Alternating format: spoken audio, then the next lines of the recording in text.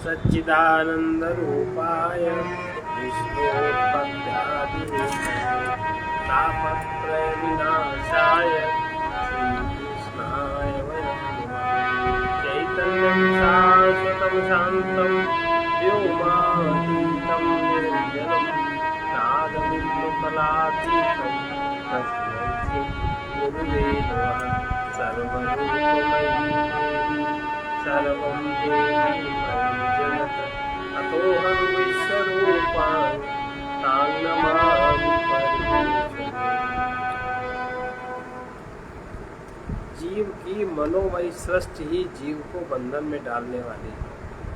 जब जीव की मनोमयी सृष्टि होती है तभी उसे सुख और दुख होता है, और उसके ना होने पर उसे सुख और दुख कुछ नहीं,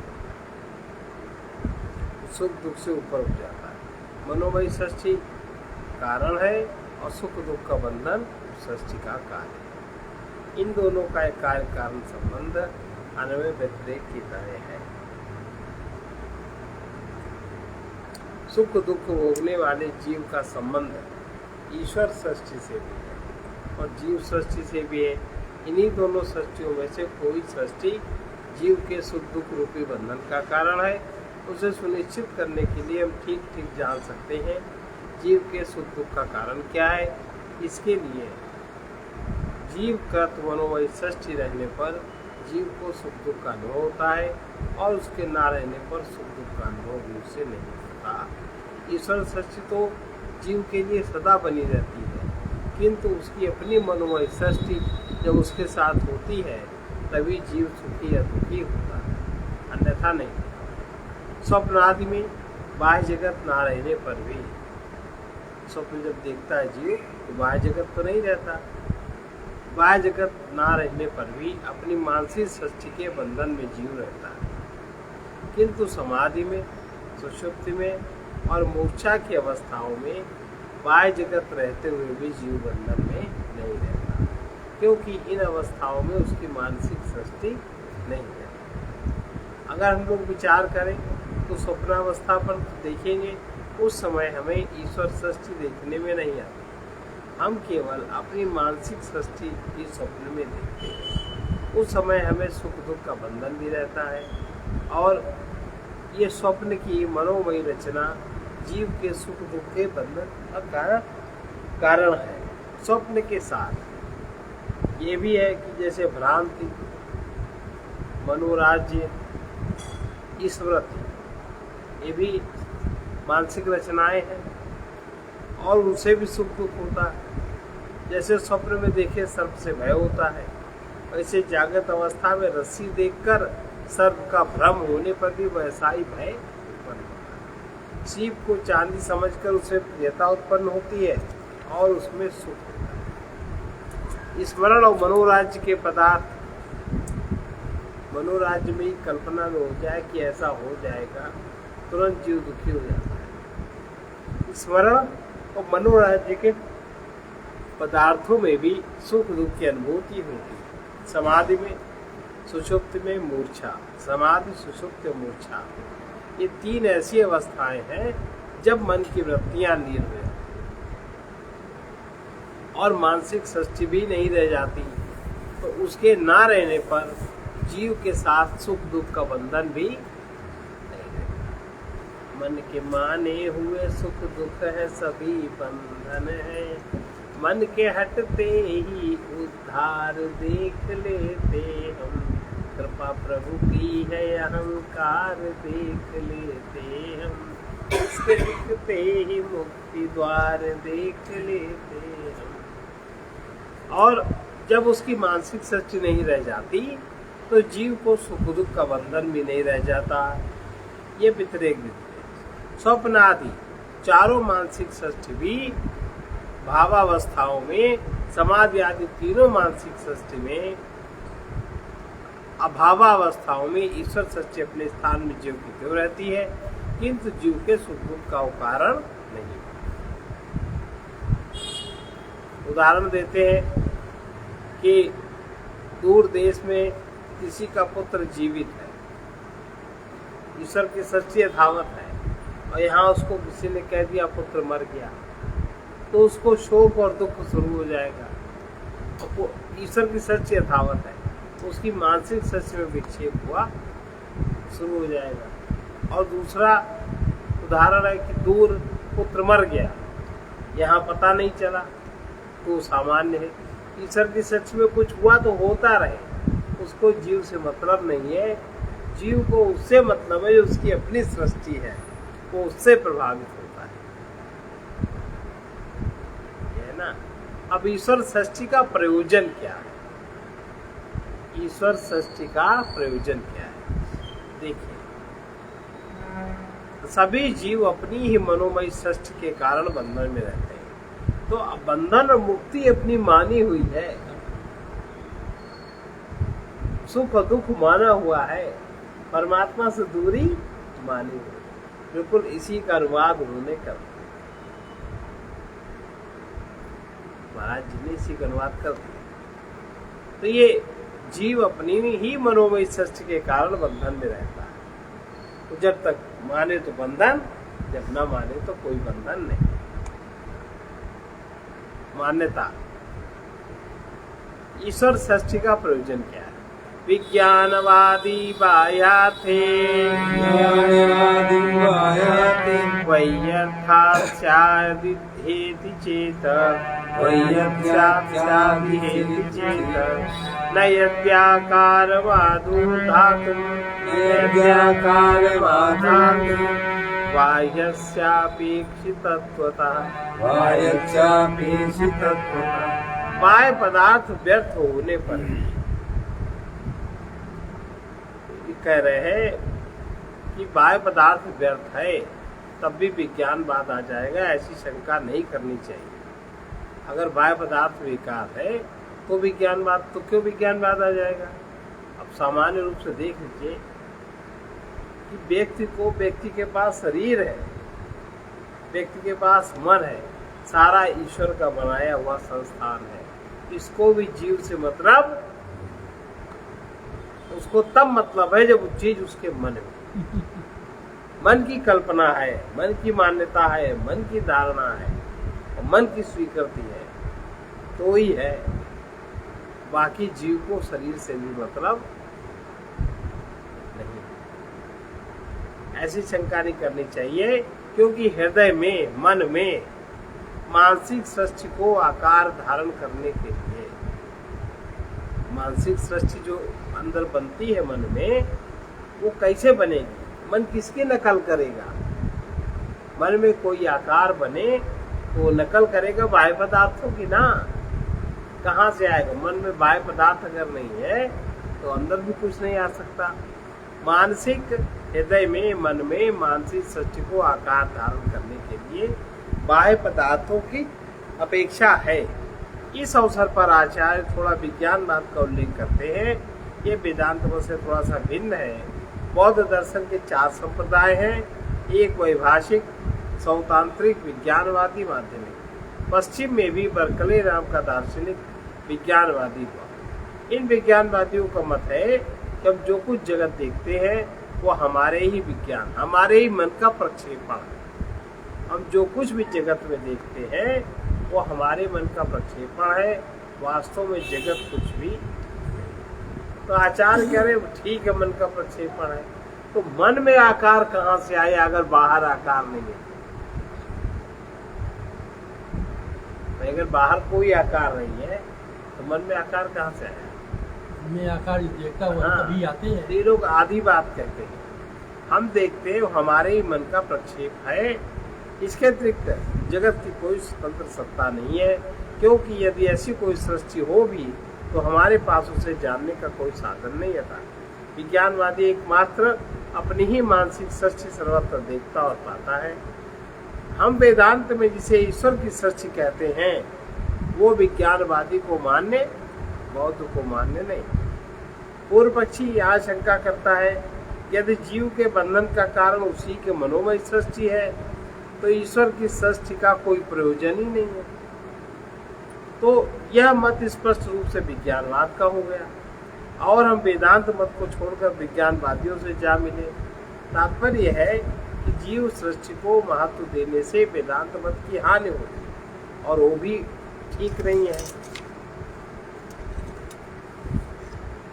इस शंका का निवारण करते हुए आचार्य कहते हैं ऐसा नहीं है। ना हम विज्ञानवादियों से मिल गए, ना हम उनका समर्थन करते। विज्ञानवादियों की बात आधी बात है, काल्पनिक बात है, हम यथार्थ बात कह रहे हैं, और ना इससे हमारी कोई वेदांत मत की हानि है। सत्य बात कहने में कोई हानि नहीं। कह रहे ईश्वर सच्ची अवश्य है, जो कि समझ में आती दिखाई पड़ती। हमारा शरीर ही ईश्वर सच्ची का, हमारा मन ही ईश्वर सच्ची का बना है, उसी के अंतर्गत आता है, और उसका भी अपना खरा प्रयोजन है। ईश्वर ने जो सच्ची बनाई उसका अपना खरा प्रयोजन है, इसमें कोई शक नहीं है। वस्तुतः जीव सृष्टि की रचना और उसके आकार का निर्धारण ईश्वर के सांचे में ही होता है। जीव सृष्टि की रचना, जीव जो अपनी सृष्टि करता है वो ईश्वर की सृष्टि में ही तो करता है। ईश्वर की सृष्टि है, अगर बच्चा नहीं है तो अपने को माँ क्यों मानेगी? अगर बच्चा नहीं है उसको मेरा कैसे मानेगी? नहीं मान सकते। पहले बच्चा है, फिर उसमें भावात्मक संबंध है, फिर उसमें मानसिक कल्पना है, ये सदा रहे, हमारा ही रहे, अभी कल्पना हो गई, अभी मानसिक सृष्टि हो। तो ये कह रहे हैं कि आकार का निर्धारण तो ईश्वर के सांचे में ही होता है। प्रत्यक्ष ज्ञान की प्रक्रिया पर विचार करते हुए पीछे 27वें श्लोक को आचार्य ने से भली भांति कहा है, जीव रचित संसार का आधार ईश्वर रचित जगत ही है, किंतु जीव के संसार में जो जीव का राग द्वेष है, जीव का जो संसार बना उसमें जीव का राग द्वेष भी सम्मिलित है, ये एक्स्ट्रा बढ़ गया। और ईश्वर की सृष्टि में कोई राग द्वेष सम्मिलित नहीं, इसलिए जो ईश्वर के जगत में नहीं है, माने राग द्वेष ईश्वर की सृष्टि में नहीं है, वो जीव की मानसिक सृष्टि में ही है, जिसके कारण बहुत बंधन खड़ा होता है। वह्यर्थमस्तु वाह्यम न वारयितुम् ईश्महि न वारयितुम् ईश्महि प्रयोजनम् पेक्षन्ते न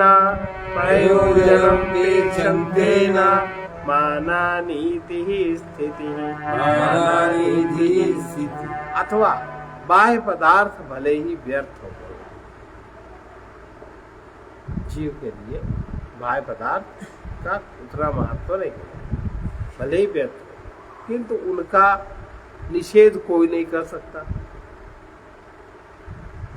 निषेध इसलिए नहीं कर सकता कि जीव की सृष्टि का आधार तो बाह्य पदार्थ ही है, ईश्वर की सृष्टि है, उसी के आधार पर जीव का खेल चलेगा।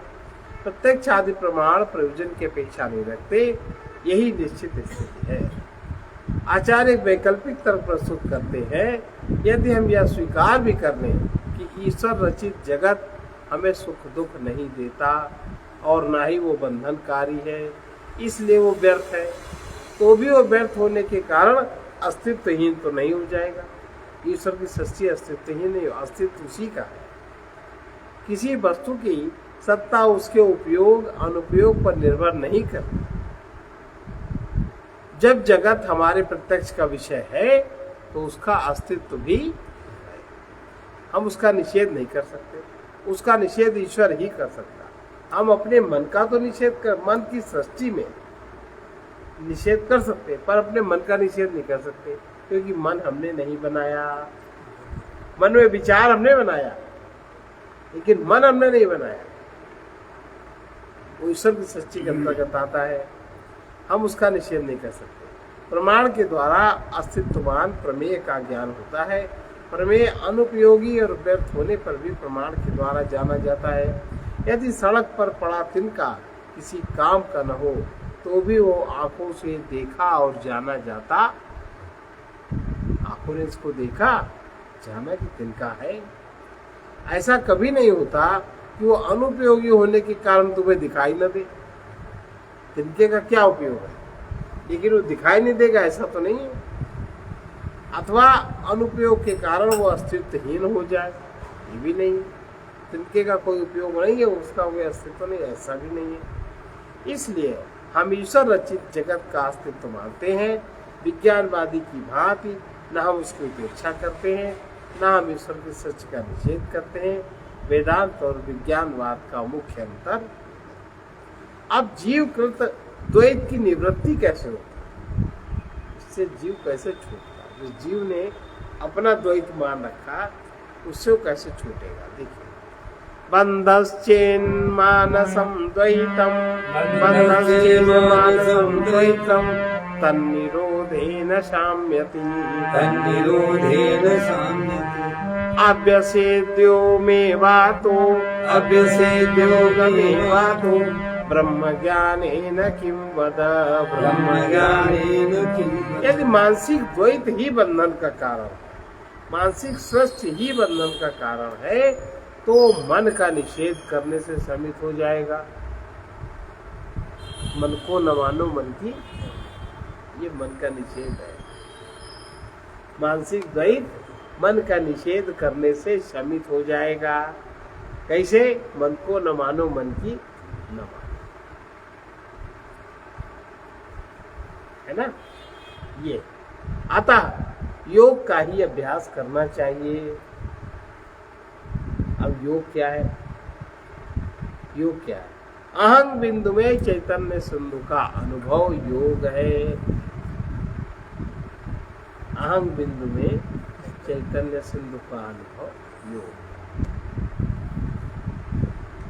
योग के अभ्यास से होगा।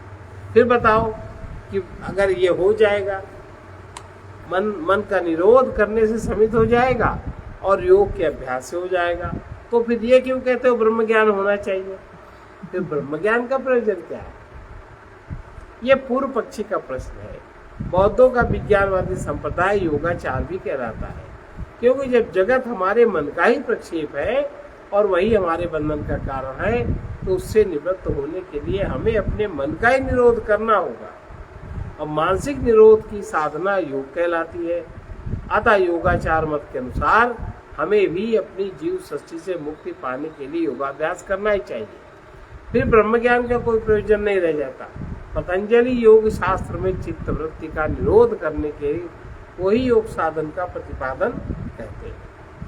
वे ही ब्रह्म ज्ञान आवश्यक नहीं मानते, वे ब्रह्म ज्ञान को आवश्यक नहीं मानते। फिर भला वेदांत दर्शन में ब्रह्म ज्ञान का महत्व इतना क्यों है?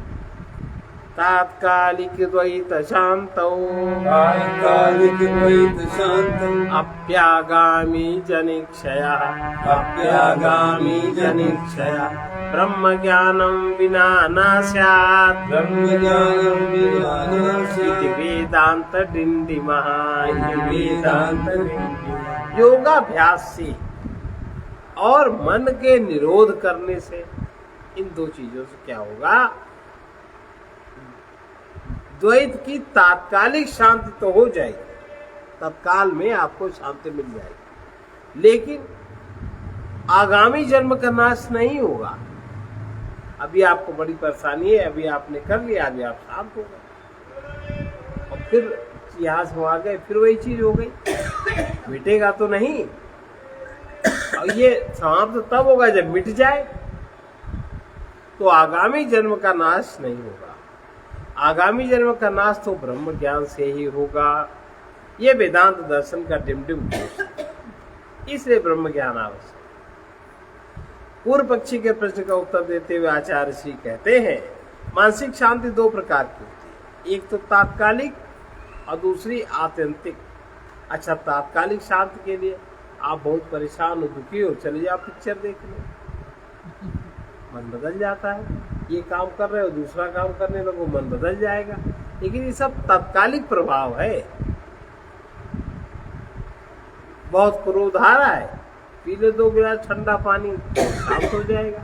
तो तात्कालिक प्रभाव को शांत करने के लिए अनेक उपाय हैं, लेकिन आत्यंतिक सदा के लिए वो चीज मिट जाए, उसका समाधान वेद करता है। कुछ देर के लिए चित्तवृत्तियों का निरोध कर लेने से जो मानसिक शांति प्राप्त होती है वो तात्कालिक है। यह कार्य योगाभ्यास से हो सकता है, हो भी जाता है, जब तक योगी समाधि में रहेगा। अच्छा, समाधि तो सबको संभव नहीं, फिर भी मान लो बहुत अभ्यास वाला है, जब तक कोई भी समाधि में रहेगा, जब तक योगी समाधि में रहेगा, उसकी मानसिक सृष्टि लीन रहेगी, तो उसे मानसिक सुख दुख नहीं होगा उस समय तक, और वो उस समय मानसिक सृष्टि लीन रहेगी और मुक्ति के आनंद में, मुक्ति का आनंद अनुभव करेगा, मन से उसको मुक्ति हो गई। लेकिन जहां समाधि से उठा, व्यवहार जगत में आया, फिर से वो मानसिक सृष्टि उसी प्रकार पुनः सक्रिय हो गई, क्योंकि व्यवहार तो मन के बिना संभव ही नहीं।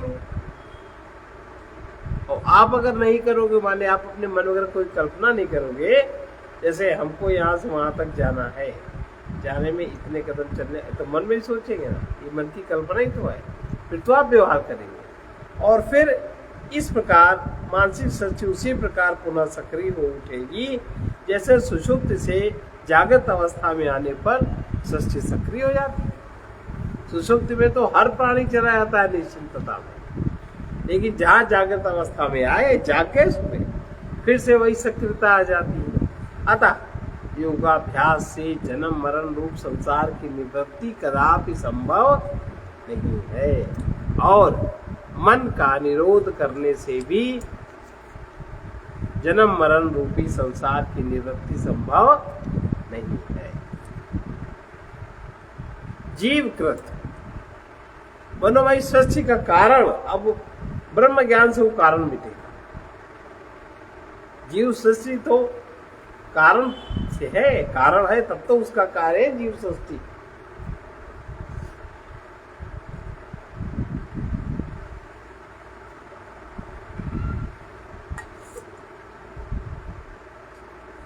जीव सृष्टि मनोमयी सृष्टि का कारण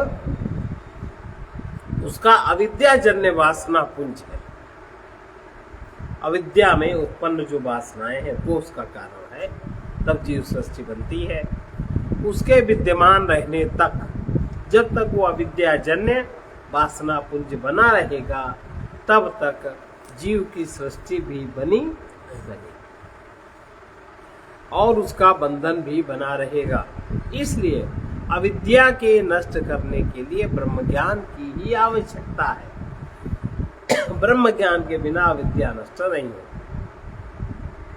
ब्रह्म ज्ञान से अविद्या का नाश, और अविद्या के नष्ट होने से वासना का नाश, और वासना के ना रहने से राग द्वेष का नाश। राग द्वेष रहित मन में न जीव सृष्टि रह जाती है और न उसका बंधन रह जाता है, मन रहता है। इतना है। ब्रह्म ज्ञान से अविद्या का नाश, अविद्या के नष्ट होने से वासना का नाश, और वासना के ना रहने पर राग द्वेष का नाश, और राग द्वेष रहित मन में न जीव सृष्टि रहती है, ना ही उसका कोई बंधन रह जाता। इसलिए मनोमय सृष्टि के आत्यंतिक नाश के लिए ब्रह्म ज्ञान की महती अपेक्षा आवश्यकता है। इस कारण श्रुतियों में ब्रह्म ज्ञान की महिमा बार बार गाई गई है। जैसे ज्ञात्वा देवं मुच्यते सर्वपाशैः,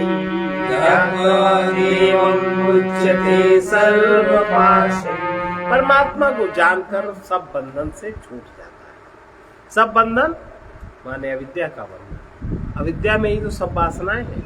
ज्ञात्वा शिवं शान्तिमत्यन्तमेति,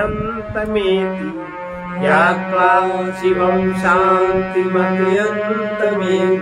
परमात्मा को जानकर आत्यंतिक शांति प्राप्त होती है। माने ऐसी शांति फिर जो कभी समाप्त नहीं होती। यदा चर्मवदाकाशं वेष्टयिष्यन्ति मानवाः, तदा देवमिज्ञाय दुःखशान्तो भविष्यति, दुःखशान्तो भविष्यति। श्वेता सुतर उपनिषद के 6:20 जब मनुष्य आकाश को मृग चर्म के समान लपेट लेगा तब परमात्मा को जाने बिना भी दुखों से छुटकारा पा जाएगा। जब मनुष्य आकाश को मृग चर्म के समान लपेट लेगा तब परमात्मा को जाने बिना भी दुखों से छुटकारा पा जाएगा। इसका तात्पर्य है कि ना मनुष्य आकाश को चर्म के समान लपेट सकता है और ना परमात्मा को जाने बिना मुक्ति संभव हो सकती है। श्रुतियों के यही वचन वेदांत के डिमडिम घोष कहलाते हैं। अनिवृत्ते अपि ससृष्टे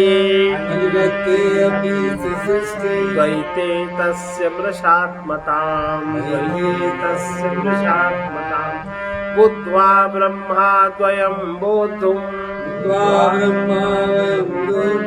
शक्यं वस्त्वैक्यवादिनः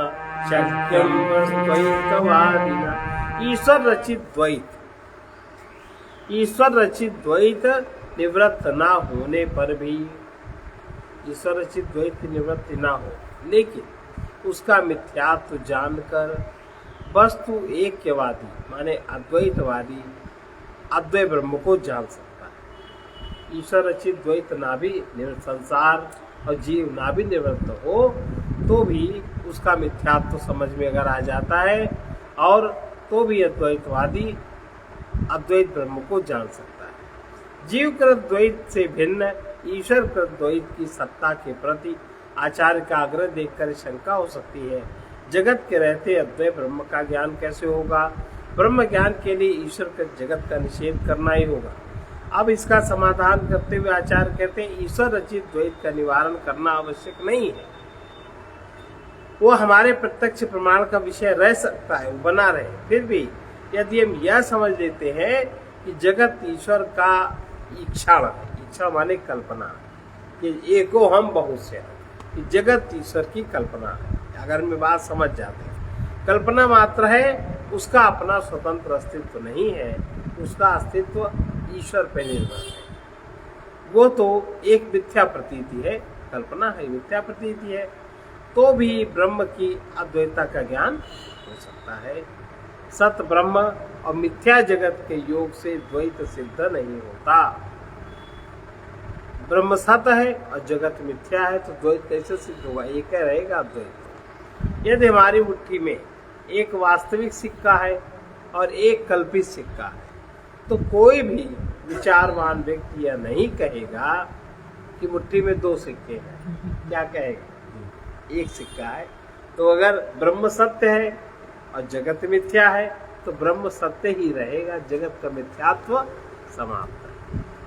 इसी प्रकार सत ब्रह्म और मिथ्या जगत मिलकर कभी द्वैत उत्पन्न नहीं करते। ब्रह्म एक अद्वितीय ही रहता है। तात्पर्य है जीवकृत द्वैत को मिथ्या मान लेना पर्याप्त नहीं है। जीवकृत द्वैत को मिथ्या मानना पर्याप्त नहीं है, उसे योग साधना के द्वारा शांत करना आवश्यक है। किंतु ईश्वर के द्वैत को निवृत्त कर प्रलय काल उपस्थित करना भी आवश्यक नहीं है कि जब सृष्टि समाप्त हो जाए तब हम करें। जैसे सड़क के किनारे खड़े हैं, जब सड़क में निकलना बंद हो जाएगा तब हम पार करेंगे, तो कभी निकल ही नहीं सकते। इसी प्रकार से ईश्वर कृत द्वैत को निवृत्त कर प्रलय काल उपस्थित करना भी आवश्यक नहीं है, उसे मिथ्या जान लेना ही पर्याप्त है। उतने से ही अद्वैत ब्रह्म का ज्ञान हो जाता है और मुक्ति संभव। मुक्ति अपने ही तो जीव की सच्ची से मुक्त होना है। प्रलय तन्निवृत्तौ तो गुरुशास्त्राद्य भावतः विरोधि द्वैता भावेपि शक्यं बोद्धुम् अद्वयम्। प्रलय काल में ईश्वर रचित जगत की निवृत्ति जब हो जाए तब तुम्हें अद्वैत का ज्ञान होगा। कैसे होगा? तब ना तो गुरु बचेंगे और ना शास्त्र बचेंगे और ना समझने वाले शिष्य ही बचेंगे, सबका अभाव हो जाएगा प्रलय में। तो उस काल में, उस समय विरोधी द्वैत का अभाव हो जाने पर भी ब्रह्म का बोध संभव नहीं। ईश्वर रचित द्वैत के निवारण की आवश्यकता नहीं है। वो मिथ्या दिखाई देने लगे, मिथ्या समझ में आ जाए, उतने से ही ब्रह्म की अद्वितीयता का बोध हो जाता है। यदि बाह्य द्वैत के निवारण से अद्वैत ज्ञान और मुक्ति होती हो, तब तो प्रलय काल में सब जीवों की मुक्ति अवश्य हो जाएगी, लेकिन ऐसा होता नहीं है। पुनः सच्ची उत्पन्न होने पर पूर्व सच्ची से बद्ध जीव भी पुनः जन्म लेकर जन्म मृत्यु के चक्कर में रहते हैं। प्रलय काल में जीवों की मुक्ति क्यों नहीं होती? इसका कारण यह है कि उस समय गुरु शास्त्र आदि भावता गुरु और शास्त्र आदि साधनों का अभाव रहता है। इनके बिना जीव को ज्ञान प्राप्त नहीं हो सकता, और ज्ञान प्राप्त के बिना मुक्ति नहीं मिल सकती। जिते ज्ञानान मुक्ति, ज्ञान के साधनों पर ज्ञान प्राप्त हो तभी मुक्ति मिले। ज्ञानादेव ही कैवल्यम, ज्ञान देव की उपासना के बिना कैवल्य का अनुभव नहीं हो सकता। ब्रह्म ज्ञान के लिए श्रवण मनन निधि ध्यान की आवश्यकता है, और श्रवण के लिए गुरु और शास्त्र की आवश्यकता है। सुनने वाला जीव भी शरीरधारी होना चाहिए। अगर उसका शरीर नहीं है तो कुछ नहीं, स्थिरता ही नहीं बनेगी उसकी। वो शरीर में रहकर ही मनन और निधि ध्यान कर सकता है। गुरु और शास्त्र शरीर ईश्वर सच्ची के ही अंग है। गुरु और शास्त्र और शरीर ये ईश्वर सच्ची के अंग है, ये जीव सच्ची के अंग नहीं। इसलिए ईश्वर की मिथ्या सच्ची भी ब्रह्म ज्ञान में बाधक न होकर साधक है। मुक्ति भी बाधक, मुक्ति में बाधक तो जीव की सृष्टि है, जो प्रलय काल में भी बिना ज्ञान के नष्ट नहीं हो सकती। उससे निवृत्त करना आवश्यक है। अबाधकम साधकम च अबाधकं साधकं च द्वैतमीश्वर निर्मितम द्वैतमीश्वर अपने तुम शक्यम चेत अपनेतुं शक्यं चेत् यास्ताम तत दृश्यते कुतः, यास्तां तत् दृश्यते कुतः। ईश्वर निर्मित द्वैत ब्रह्म ज्ञान में बाधक नहीं है, वरन सहायक ही है। यदि तुम उसका निवारण नहीं कर सकते तो ईश्वर निर्मित द्वैत को कृपा करके वैसा ही रहने दो, उसके प्रति द्वेष न बनाओ। ईश्वर कृत जगत अद्वैत ज्ञान में बाधक नहीं है, क्योंकि जगत तो ईश्वर की कल्पना मात्र है। मिथ्या होने के कारण वह अद्वैत में बाधा उपस्थित नहीं कर सकता। मिट्टी पर आरोपित घड़ा मिट्टी से भिन्न कोई दूसरी वस्तु नहीं है। इसी प्रकार ईश्वर कल्पित जगत ईश्वर से भिन्न कोई दूसरी वस्तु नहीं है। इसके अतिरिक्त हमने देखा ईश्वर कृत जगत ब्रह्म ज्ञान में सहायक ही है।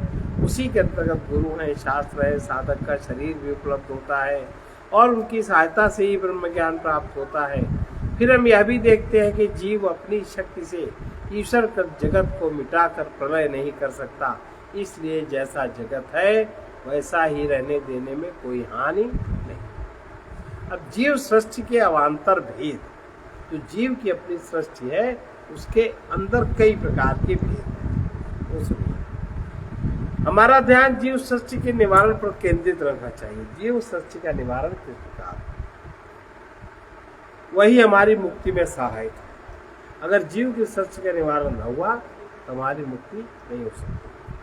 इसीलिए जीव सृष्टि के निवारण हेतु उपाय जीव द्वैतम तु शास्त्रीयम जीवद्वैतं तु शास्त्रीयम् अशास्त्रीयमिति द्विधा अशास्त्रीयमिति द्विधा उपादतीत शास्त्रीयम वादिनीत शास्त्रीयम् आतत्वस्यावबोधनात् आतत्वस्यावबोधनात्। ये किंतु जीवकृत द्वैत, जो जीव ने बनाया है द्वैत, वो दो प्रकार का है।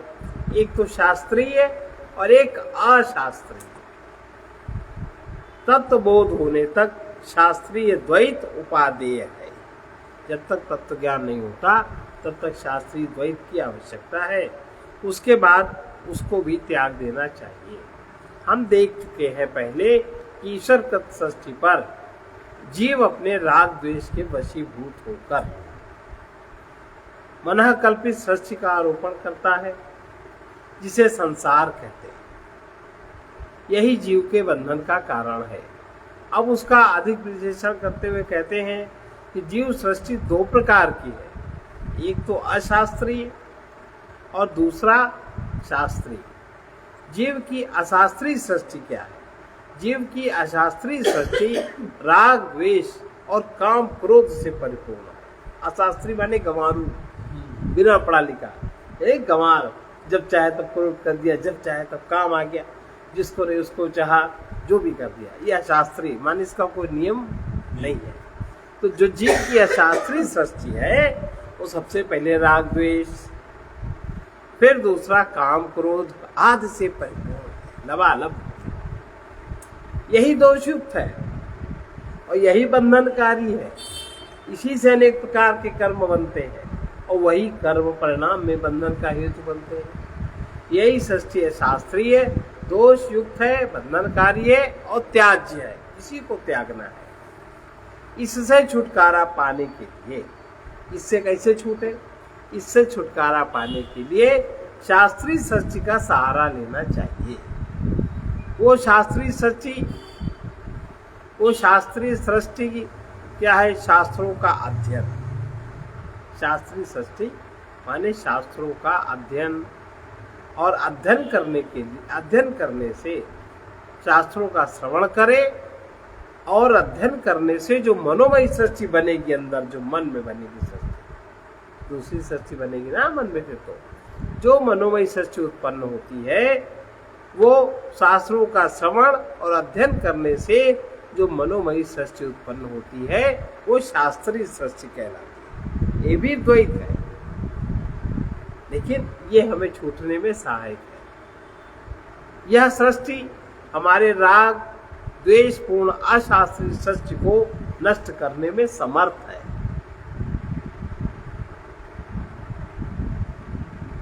अतः साधक को शास्त्रीय सृष्टि का सहारा लेना उपादेय है। समझ में आई ये बात? किंतु उपादेयता इसकी तभी तक है जब तक कि परम तत्व का ज्ञान नहीं हुआ, तब तक तो इसका सहारा आवश्यक है। ज्ञान होने के बाद फिर वो भी सृष्टि अपने आप छूट जाती है, उसको त्यागने में सहायता करनी चाहिए, ऐसा श्रुतियों में कहा गया है। फिर से सुनो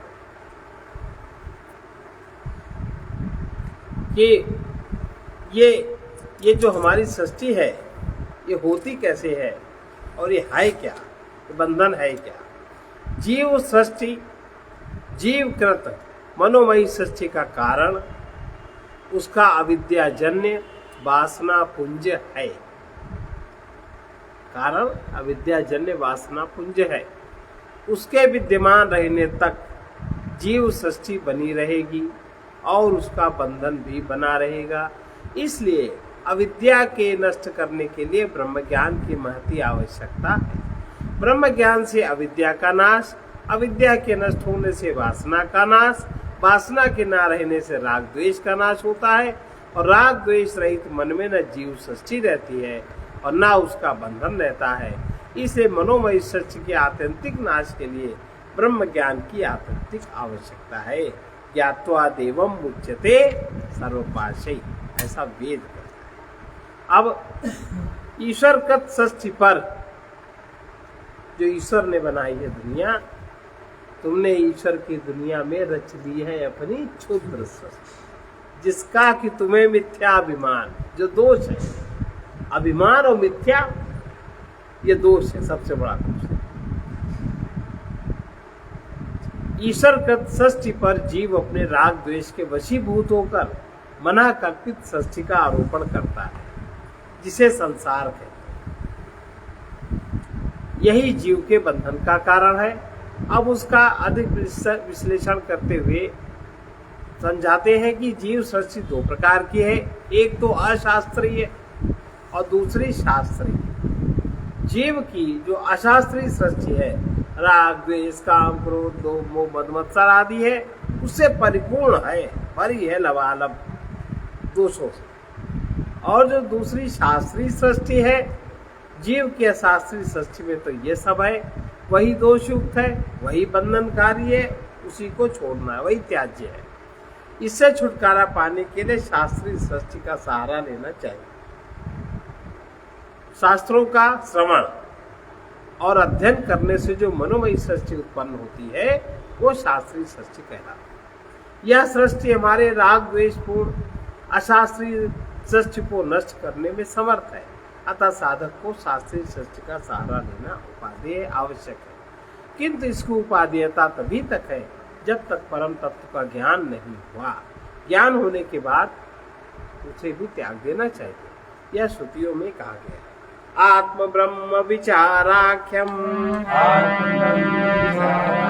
शास्त्रीय मानसम जगत शास्त्रीयं मानसं जगत् बुद्धे तत्त्वे तच्च हेयम् बुद्धे तत्त्वे च इति श्रुत्यनुशासनम् इति श्रुत्यनुशासनम्।